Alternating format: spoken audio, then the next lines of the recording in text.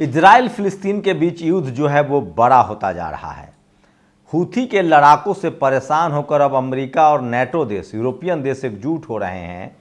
दरअसल लाल सागर में एक भी समुद्री जहाज को यमन अपने सीमा से निकलने नहीं दे रहा है।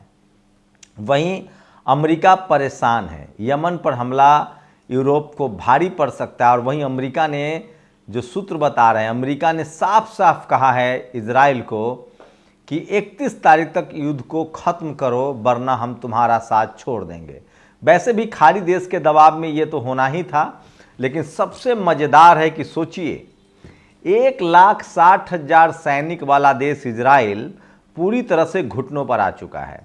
रोज़ 100 से ज़्यादा उसके सेना के जवान मारे जा रहे हैं और अब तो एक पत्रकार को भी बर्खास्त कर दिया गया। मतलब इजराइल की पूरी पोल पट्टी खुल रही है। नमस्कार, मैं शंभू कुमार सिंह और आप देख रहे हैं नेशनल दस्तक।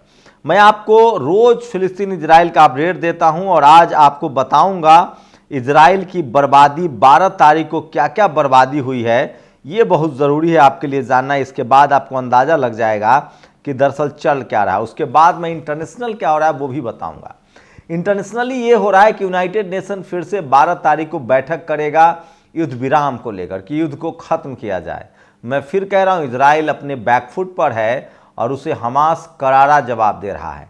गजा पट्टी में ही नहीं, वेस्ट बैंक में भी हमास के जो लड़ाके हैं वो सीधे कहर बनकर ढा रहे हैं। और सोचिए, बिना सेना, बिना मिसाइल, बिना जहाज, बिना टैंक वाला देश फिलिस्तीन इस युद्ध को जीतने की कगार पर है, क्योंकि उसे दुनिया का नैतिक समर्थन मिल रहा है। उसे पूरी दुनिया से हथियार मिल रहे हैं अब, और पूरी दुनिया पूरी तरह से इजराइल के खिलाफ खड़ा है। तो एक बार फिर से यूनाइटेड नेशन में इजराइल के खिलाफ एक बड़ी बैठक होगी 12 तारीख को। लेकिन अमेरिका ने अब लगभग तय कर लिया है कि वो इस युद्ध में इजराइल के साथ नहीं है।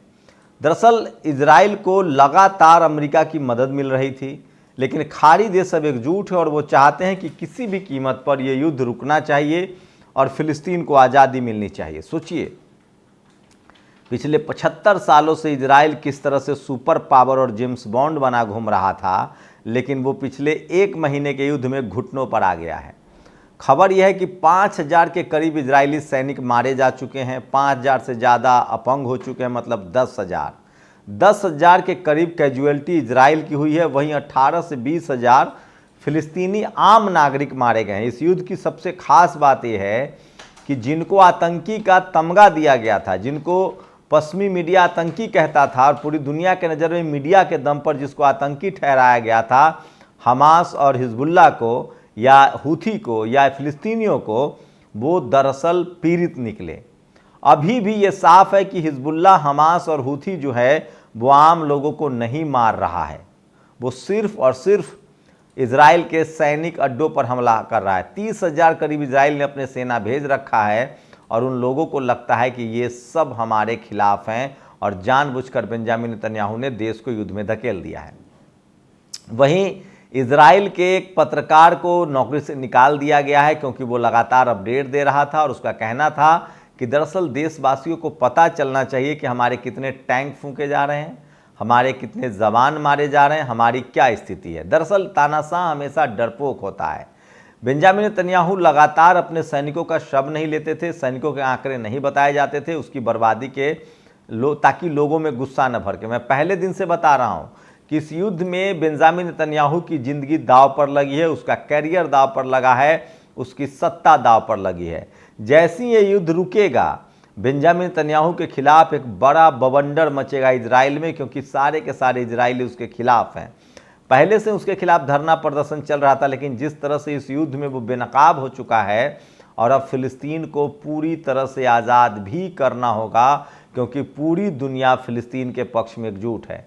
पूरी दुनिया ने देख लिया कि किस तरह से इजराइल ने आम फिलिस्तीनियों को मारा, आम फिलिस्तीनियों को बर्बाद किया है। लेकिन सबसे बड़ी बात है कि इजराइल के अपने आप को डंकापति, अपने आप को सुपर पावर, अपने आप को टेक्नो पावर वाला जो देश वो अपने आप को घोषित कर चुका था, दरअसल उस पर भी दाग लग चुका है और ये तय हो चुका है कि इजराइल कुछ भी नहीं था, वो सिर्फ दिखावा था, मीडिया का प्रचार था और उसकी हवा निकल गई है। अभी जो स्थिति है सोचिए, मैं पहले से बता रहा था कि हमास कभी इतना मजबूत नहीं था जितना आज है। आज हमास के पास रूस, चीन, नॉर्थ कोरिया, ईरान सब हथियार दे रहे हैं और आम फिलिस्तीनी हमास के साथ खड़ा है।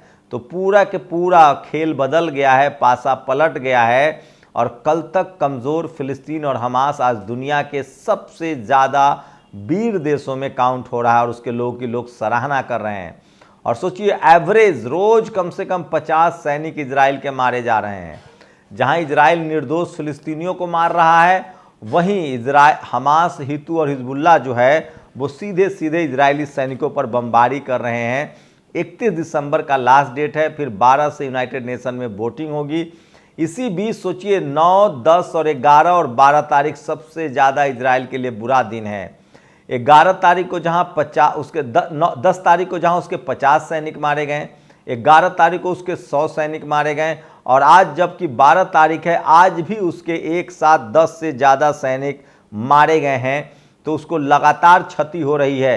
आज पूरा जब आप ये वीडियो देख रहे हैं तो 13 तारीख की सुबह है, मैं 12 तारीख का पूरा डिटेल बता रहा हूँ कि किस तरह से इजराइल अपनी बर्बादी की तरफ बढ़ रहा है। वहीं हूथी ने बिल्कुल इजराइल को रोक रखा है और अमेरिकी हथियार नहीं पहुंच रहे हैं उसके पास, और उसके पास हथियारों का जखीरा भी खत्म हो रहा है क्योंकि पनडुब्बी जहाज को वो मार गिरा रहे हैं। वहीं हिजबुल्ला और हूथी के जो मिसाइल हैं वो सीधे सीधे तेल अवीव तक हमला कर रहे हैं।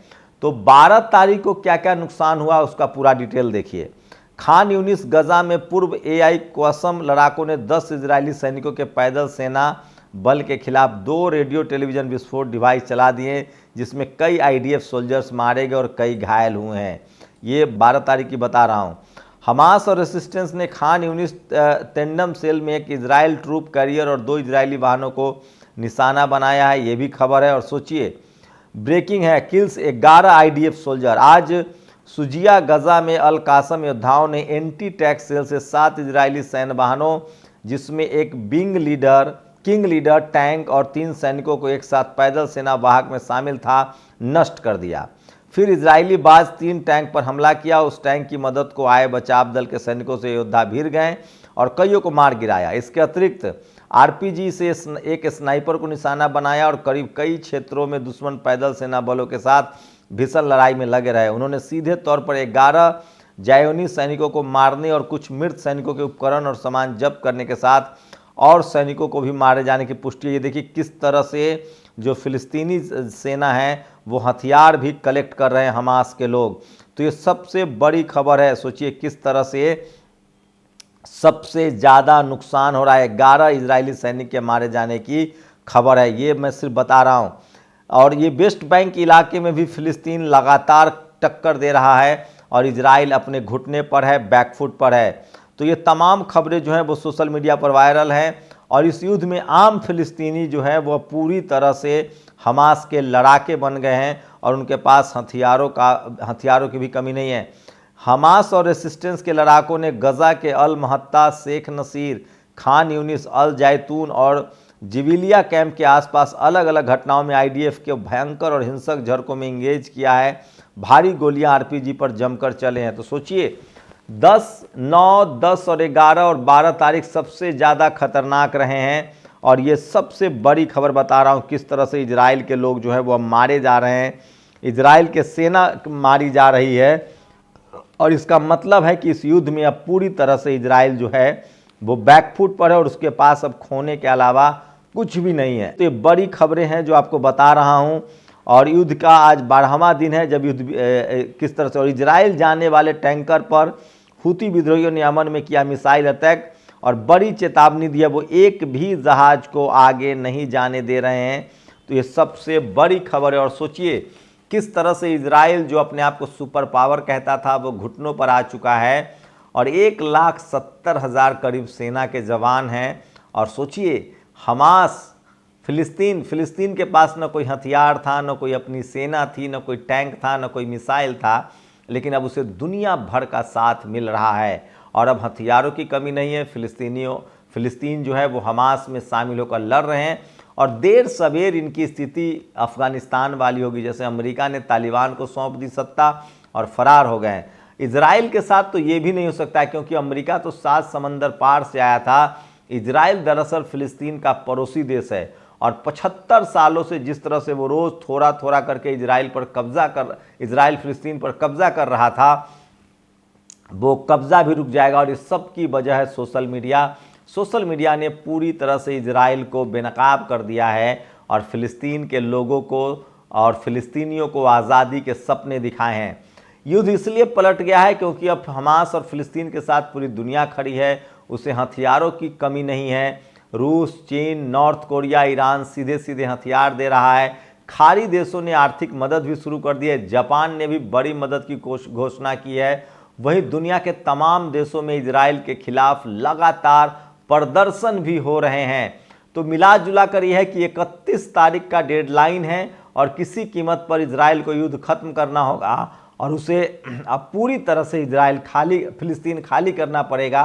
तो ये युद्ध लगभग इजराइल हार चुका है और अगर अब भी उसे इजराइल को अपनी साख बचानी है तो जल्दी से जल्दी वो युद्ध विराम करे और जो फिलिस्तीन को बर्बाद किया गया है, जो गजा पट्टी बर्बाद हुआ है, उसके लिए उसको आर्थिक दंड भी लगाया जा सकता है। लेकिन बेंजामिन नेतन्याहू का बचना बिल्कुल मुश्किल है। अगर वो बच भी जाता है तो इजरायली उसे माफ़ नहीं करेंगे, क्योंकि एक मजबूत इजराइल का जो डंका था वो फट चुका है और इजराइल पूरी तरह से बेनकाब हो चुका है और आम इजरायली अब बेंजामिन नेतन्याहू को बर्दाश्त करने के पक्ष में नहीं है। तो हिटलर के बाद दुनिया को एक दूसरे तानाशाह से मुक्ति मिल सकती है, जिसका नाम है बेंजामिन नेतन्याहू, जिसने 18,000 से ज़्यादा फिलिस्तीनियों की हत्या का वो दोषी ठहराया जा सकता है। और पूरी दुनिया लामबंद है। 12 तारीख से फिर से बड़ी बैठक, मतलब आज से ही यूनाइटेड नेशन में बैठक शुरू हो रही है। वही अमेरिका ने 31 तारीख तक का डेडलाइन दिया है। खाड़ी देशों ने अमेरिका को डेडलाइन दिया है और यमन लगातार कह रहा है कि जब तक इजराइल हमले नहीं रोकेगा वो समुद्र में किसी को आने जाने नहीं देगा। तो ये युद्ध या तो और बढ़ेगा या इजराइल को अपनी हार माननी पड़ेगी। लेकिन फिलिस्तीन के पास गंवाने के लिए कुछ भी नहीं है। वो गरीब, लाचार, बेबस देश था, लेकिन अब उसे आज़ादी मिलती दिख रही है क्योंकि इजराइल बेनकाब हो चुका है। और अब फिलिस्तीन न कमज़ोर रहा न अकेला रहा, पूरी दुनिया उसके साथ खड़ी है और इसी वजह से इस युद्ध में इजराइल को हार का सामना करना पड़ रहा है और पूरी दुनिया फिलिस्तीन के साथ खड़ी है।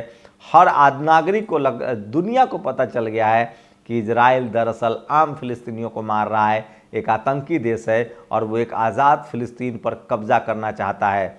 भले 20,000 18,000 फिलिस्तीनी शहीद हुए हैं, लेकिन अब जो उनकी आने वाली नस्लें हैं वो इस कुर्बानी के एवज में आज़ादी में सांस ले सकेंगे और इजराइल को पूरी दुनिया कंपनसेट भी करेगी, उसको माफ़ी भी मांगनी पड़ेगी, गजा का पुनर्निर्माण भी करना पड़ेगा और हमेशा हमेशा के लिए इजराइल का जो पूरा जो नक्शा है वो बदल जाएगा। और सबसे बड़ी बात है कि पूरे एशिया में खाड़ी देश एकजुट हो गए हैं और वो किसी कीमत पर अब इजराइल को बर्दाश्त करने के मूड में नहीं। तो सोचिए, एक तानाशाह बेंजामिन नेतन्याहू का अंत बहुत करीब है। आप लोग अपनी प्रतिक्रिया जरूर दीजिए। शुक्रिया।